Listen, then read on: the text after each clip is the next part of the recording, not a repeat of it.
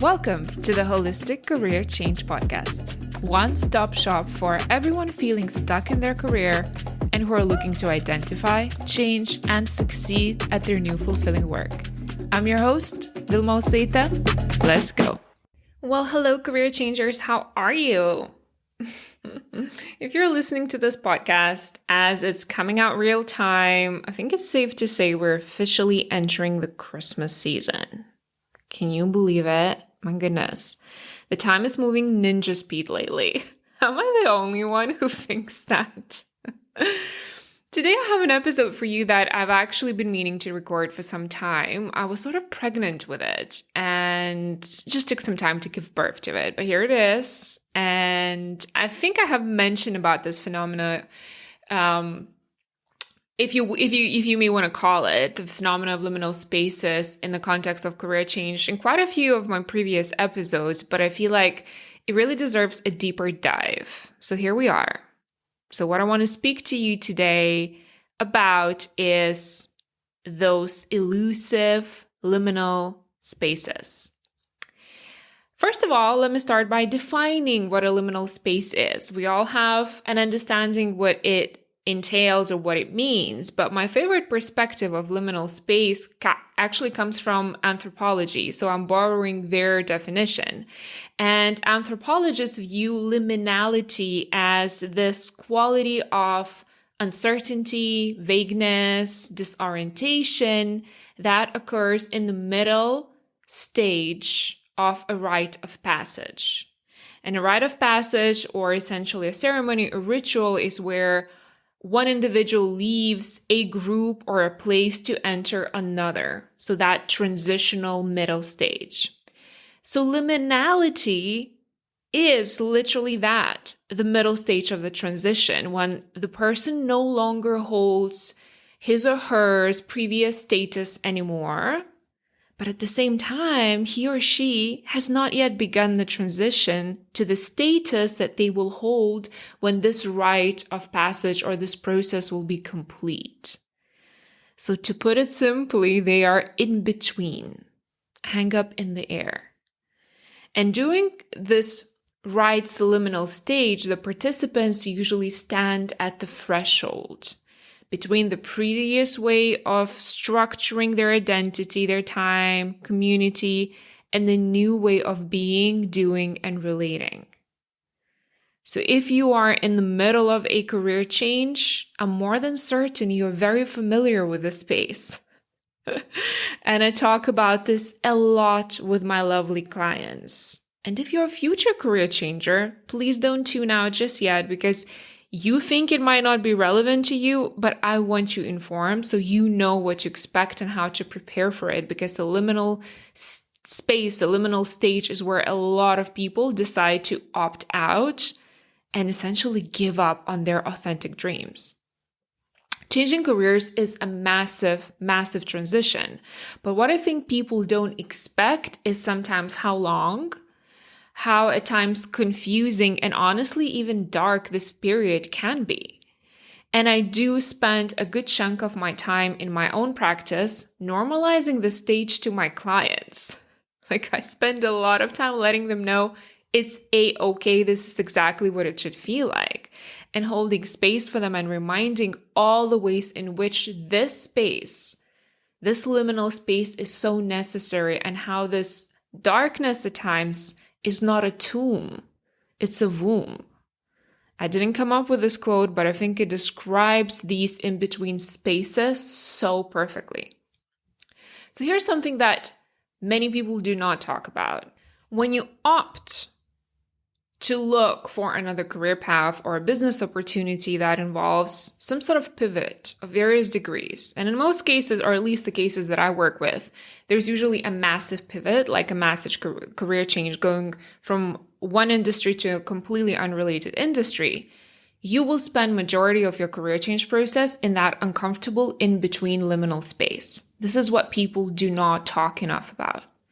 So say you are an accountant, and you realize that you actually want to do something more creative, but you still like the maths and the numbers, right? And then you decide or you realize that architecture is a path for you, is something that you've always been interested in, you love design, you love spatial planning, and you've just become so certain it's a new path. Like it lights you up, you love researching, learning about it, talking about it, this is it. And that right there, the moment when you get clarity about that next move, or at least this kind of at first like foggy painting starts to shape into some sort of form, and you realize, okay, that's the direction, that's when you officially enter the liminal space. The dream, the promise of an aligned career usually then starts calling you so loud, you will want to work on your training, you'll want to start this new chapter of your career path yesterday. Like you won't be able to hold yourself back. You'll be like, that's it, I found it, it feels so different than my current career. And yet the reality is that you're still an accountant in your day-to-day. So you can't quit because a million reasons, because there are certain commitments, because you need to be financially responsible. And then you find yourself in this middle of an identity shift. You're not an accountant anymore, at least in your heart and soul. Like you have completely disconnected from that profession. But you have not taken the steps yet to solidify your new career as an architect. And depending on your transition plan, this place could last literally anywhere from several months to several years even. Right? And I really don't want you to underestimate how taxing a space like this could be. Because some of you may say like, okay, what's the problem? At least this person finally knows that architecture is the thing for them. Like, I don't even know what it could be for me. Well, yes, that's a relief. But this next stage of liminality is where this person, let's give this person a name like Susan, okay? I have nothing against Susans, by the way. My landlady in London, her name was Susan. She was such a character. Loved Susan. So Susan will be asked to hold space and contain this very triggering cognitive dissonance when she decides that architecture is her path, and yet she needs to stay working as an accountant for some time. Many of you know what cognitive dissonance means. If you don't know, having cognitive dissonance is, simply put, when we have to hold two or more conflicting thoughts, beliefs, values. This takes such a toll on us because our brain, our system does not function well in contradiction. It just takes too much energy to sustain two contradicting beliefs or values. So what it does in order to problem solve for it, it tends to reside to one or the other. So because choosing one belief, whether it's a supportive belief or not a supportive belief, our mind does not discriminate. It doesn't care. Just choosing one feels safer. Being on the one end of the spectrum feels better. Therefore, living in cognitive dissonance will involve a lot of flip-flopping, which can be super confusing to us, to different parts of our brain. The prefrontal cortex is like, what's going on? And here's what it will look like. One day, Susan will wake up super stoked about the possibility of becoming an architect, and she will be in this deep belief that is happening, and she'll be daydreaming and making plans and researching for schools, right? She'll be dreaming and looking forward to being a more creative, project-based environment, and it will be like a visceral, whole body yes experience, right? And then maybe as soon as the same afternoon, she may be like confiding in a dear friend about her dream to get into an architecture school and change careers. And her friend, no matter how well-meaning, but just not in tune with Susan's dream, may say something flippantly like, oh, so you're like ready to study part-time for like 4, 5, 6 years, however it will take for you to be able to transition into architecture. Are you sure about this? Right? Just a little comment, which is a projection, by the way. We spoke about this a lot in this podcast, but this little comment like that could completely throw Susan off. And then she's back on the other side of that cognitive dissonance where she's lost touch with a belief that she could, in fact, craft an amazing, fulfilled career for herself in a field she's aligned with. And then she feels like she's back to the drawing board where she doubts everything again. And when I say everything, I mean everything. Because this doubt can become so overwhelming, it affects virtually all areas of our lives. I lost count how many times when people are in this stage, like in the thick of this stage, they'll come into the coaching session and they'll want to talk about relationships because suddenly out of the blue, they start doubting their relationships or marriages even, right? And it's my job to contain and constrain and show them that a lot of the times the culprit, the core reason why suddenly they feel doubt everywhere usually streams from this situation about the career. Not in all the cases, obviously. I don't want to generalize, but it's, case by case basis, I see how that's applicable. So this start, stop cycle is very common for the liminal space. It honestly feels like living in two different worlds at the same time. And once you've tasted what an aligned career feels like, and when I say taste, it could be just a shadowing experience. It could be started building your business. It could be talking to people who do this. Like you get like in the proximity of this new path, you then become increasingly disconnected from your current career to the point where at times it becomes intolerable to even show up there. It's so hard then. Some of my clients sometimes describe this as like dream versus reality situation where they feel like whenever they're back at their day jobs, it's like this veil is pulled upon them and they get this short-term amnesia about this dream that they've been weaving in the background. And then the old, familiar, outdated, out of alignment world just pulls them in and they forget who they are. Can you relate?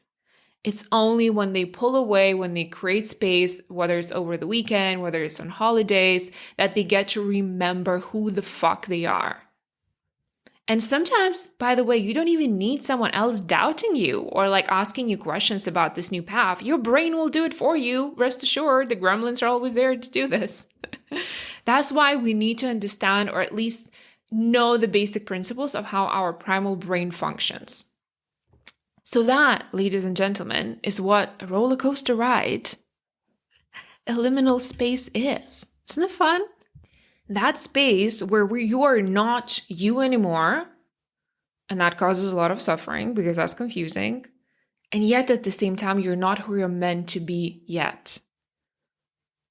I'm sharing this episode because I want you to expect that this will happen and not be thrown into it and then make it mean that something went wrong. Because it's a very important stage and it serves its sacred purpose. And I'll go into detail about this in this episode. What I see often happening when people are in that liminal space is that they start doubting themselves, like I mentioned. They start doubting their decisions and the future moves. They think their doubt means that this path may not be for them.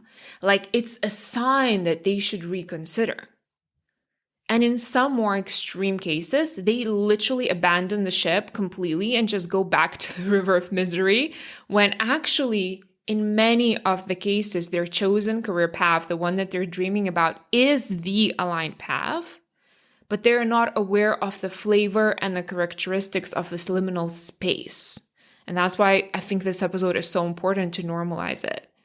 If you're willing to feel these unpleasant, uncomfortable emotions of doubt, of uncertainty, of vagueness, and so many more emotions we usually avoid feeling, you will be able to arrive at the other side of this feeling where you will find empowerment and you'll just feel different. But for that, it requires two things. For you to be willing to feel unpleasant emotions without trying to change them, or distract from them or run away from them. And it also requires for you to develop a skill of belief building. And I'll talk about it more later. Speaking about feeling and expecting the unpleasant emotions to come up. I'm laughing, but it's not funny, but this is just how I, if you've been listening to my podcast for some time, you know I giggle in some like really inappropriate spaces, but just because I believe a lot of these things that I talk about, like they have a solution. And even though they seem really, really heavy and dark in the moment, once you're out of it and once the veil has pulled from your eyes, you're like, oh, I get it now. So that's why I'm giggling. I'm not laughing at you. I've been in your spaces, especially if you were at the beginning of this change. I know exactly just how painful it is. And I will never invalidate that for any of you. But going back to feeling those unpleasant emotions, That piece, I think, is where a lot of us struggle with the most, because it's in our nature and genetic predisposition to, number one, avoid pain. In other words, avoid unpleasant emotions. Number two, seek for pleasure. In other words, we need to distract, buffer with food, TV, substances, wherever can give us some sort of soothing. A lot of the times this is short-term soothing, like scrolling, right? And number three, exude as little energy as possible. In other words, often if we can choose between taking more action or less action, we will naturally, if we're not intentional, we will naturally be inclined to opt for less action. That's the motivational triad that I mention about a lot, because I want you to know about it and know what your brain does when it's not supervised. Avoid pain, seek pleasure, exude as little energy as possible. And this motivational triad is our factory setting. Like this is how we were developed. This is how we evolved to survive. So we will be avoidant when it comes to intentionally going into feeling unpleasant emotions. When they come up, we will make it mean that something is off and we need to seek for pleasure. That's the first inclination. And honestly, if we kind of just like zoom out, as a society, we've been inundated with allopathic thinking. An allopathic paradigm is essentially driven and comes from the Western medicine, which is built upon this framework that wants to A, find, B, diagnose, and C, treat symptoms at all times. And this type of healing or allopathic paradigm has three main assumptions. Work with me here. This is important because I think that some dots will connect for you. Number one assumption of allopathic paradigm is that any deviation, even the slightest deviation from the norm means that there is some sort of disease or illness or something is off. So that's the first assumption. The second assumption is that whatever treatment that you get that's assigned to you should eliminate or reduce the symptoms of the underlying disease. And finally, the third assumption is that health is equivalent to restoring of the previous norm, meaning whatever deviation there was, we're assigned the treatment, we're diagnosed, we're assigned the treatment, and we know that we're healthy when we back to the previous norm. So while this approach may at times serve us when we heal our physical bodies, right? We want to see the diagnosis because we need to know what medication or surgical intervention we need. But even then, I think we're extremely intolerant to the diversity of bodies and systems that we have. But that's a completely different topic. But the reason why I'm bringing this out here, because the issue here is that this type of allopathic thinking is that we also end up applying it to our emotional life. And that happens so subtly. So when our emotions deviate, when they are not normal, for instance, when we feel lower, when we feel sad, when we have doubts, when we don't have energy, we make it mean that something has gone wrong. And we apply this pervasive allopathic thinking because we start thinking what could be wrong and we start diagnosing ourselves. Right? Could this be like, my abandonment issues? Could it be like this? Could it be that? We do that a lot, especially a lot of us who are in this community or who are interested in self-help in all shapes and forms of it. So as opposed to accepting and getting curious and inquiring while being grounded in this deep wisdom and acceptance, right? Which could look like, my body is tired. I wonder what could have made my body want to rest more. I wonder how I could create more space for my body to rest more. And maybe even if I don't know the answer to why my body is tired today, I am in total acceptance that today is the day when my body chooses to be exposed to people less and to be in its own energy more. And it wants to be horizontal more versus vertical. I honor that, right? As opposed to that, we usually go into what's wrong with me? I need more coffee. This is so fucking annoying. And I hear this a lot, by the way, from type A clients, especially, who you are, right? They hate not being productive. They hate not doing because their value is tied to doing, not being. So every time they're not doing, they think they're being useless. So that's a deep worthiness issue there. right? And okay, also overachieving is a trauma response, but above all, this relationship of attaching meaning and labels to this wide variety of states is abusive because we're constantly intellectualizing and seeking for some sort of diagnosis. That's abusive. That's the opposite of acceptance. That's the opposite of unconditional love.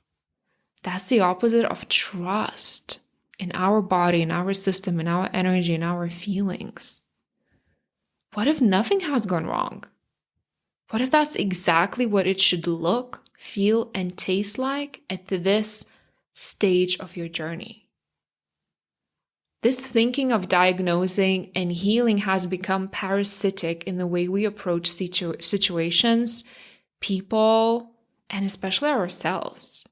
And unfortunately, the same approach also has bled over the years into traditional therapy world and even in coaching industry, and I'll be the first to admit it.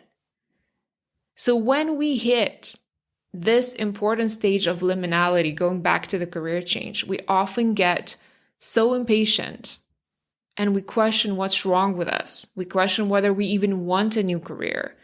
Because if we wanted it, we wouldn't be feeling low and confused and doubtful, right? We start diagnosing, as opposed to dropping into that grounded curiosity and trying to understand the underlying intelligence of this stage, the sacred intelligence and purpose of it, because it has it.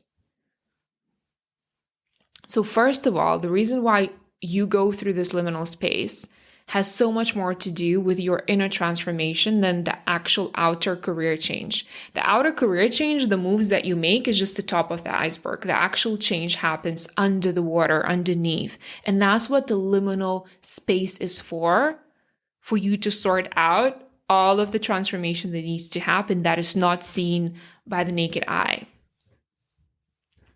And a lot of you are coming home when you look for aligned career. You're going back to aligned, purpose-driven paths or businesses where you will be creative, massive impact in this world. You'll be changing structures. You'll be introducing new paradigms. You'll be providing healing, offering services that never been offered before.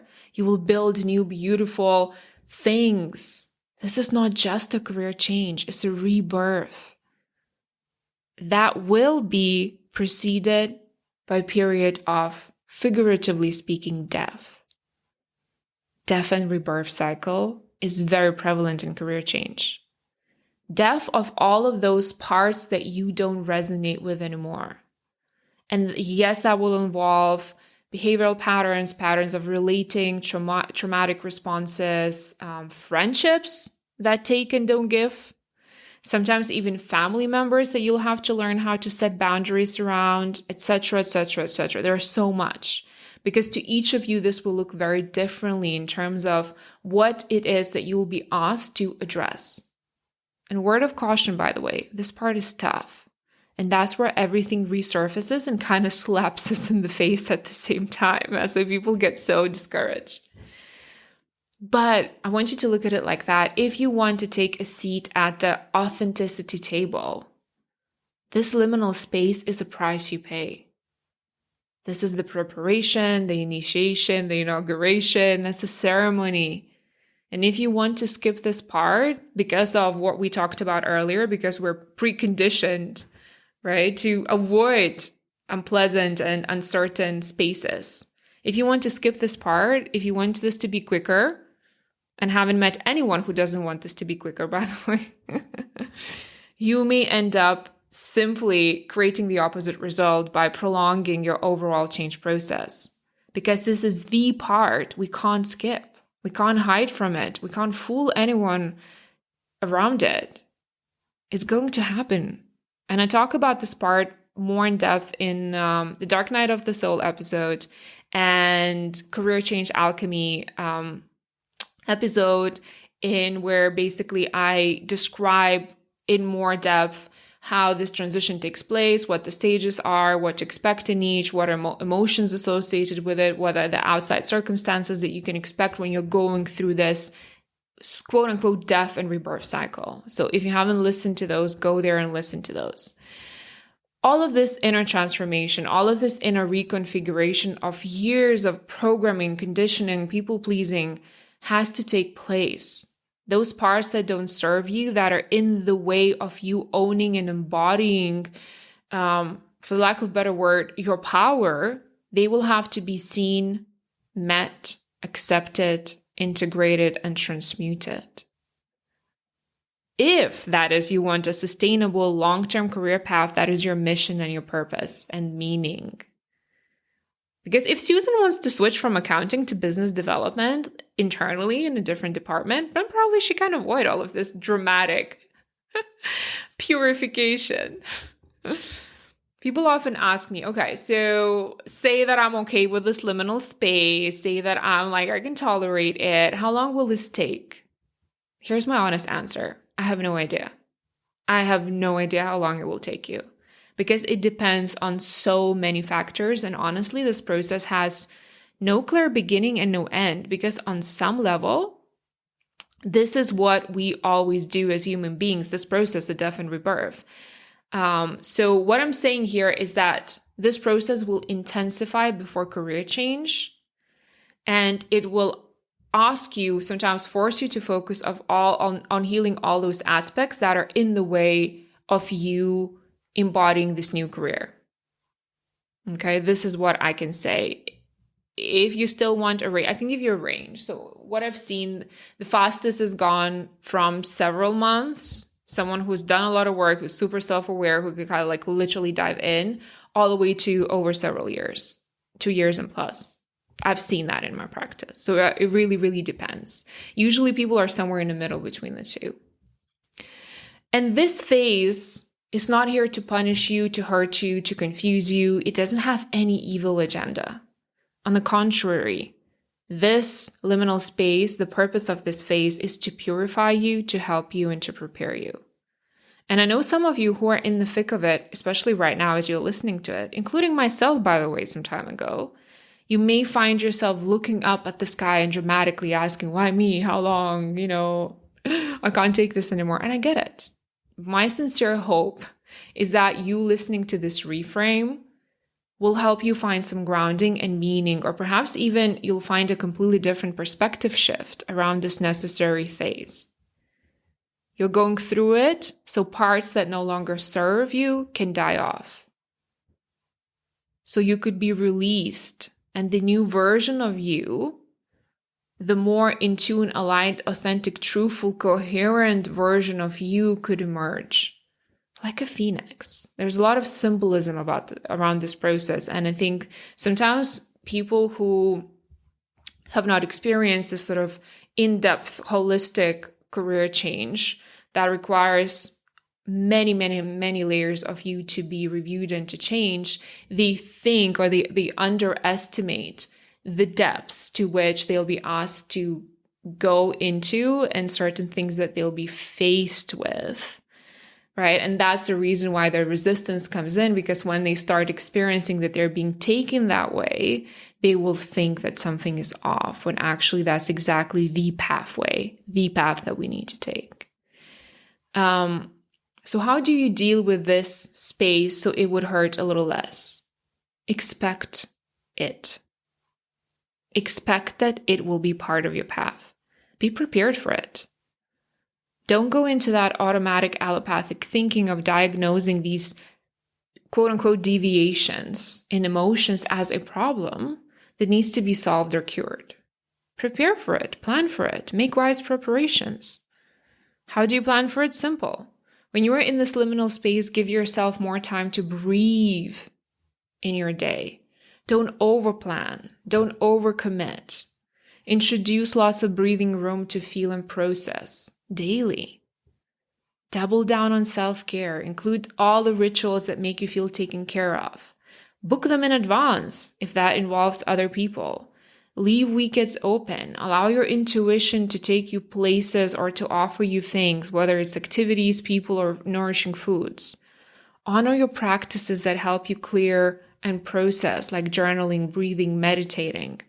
Spend lots and lots of time in nature. I cannot emphasize this enough. If you follow me on Instagram, one of the things that you'll notice about my feed, at least my stories, I'm in nature every single day, almost every single day. If I miss one day, it's like one day a week that I could miss. There's a reason for that, because no matter where you're at, what season you're in, nature is a healer. It regulates you. If you can, if the weather permits, walk around barefoot, right? And I talk about it's probably in other episodes about earthing.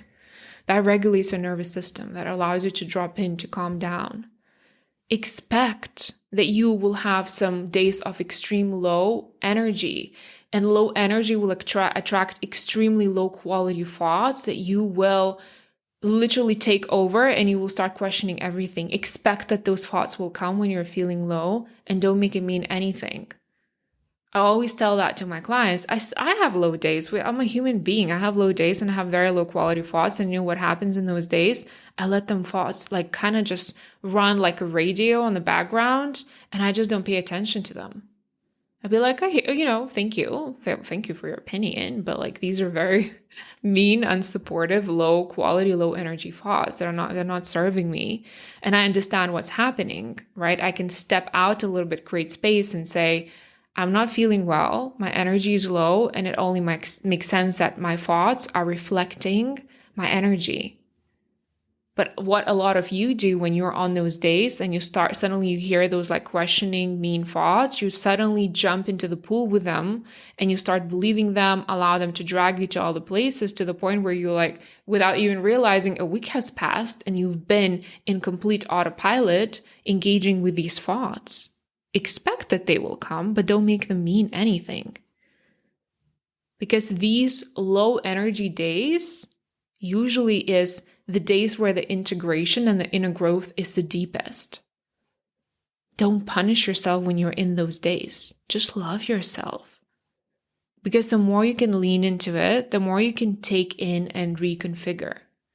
This phase does not last forever if you resist it less. It's like healing, like any other healing. Imagine when you cut your finger, do you put a Band-Aid on and then reopen it every 5 minutes to check if it's healing? And then you see that it's not better after 5 minutes. Then you're like, are you getting annoyed that seeing it's not better? You don't.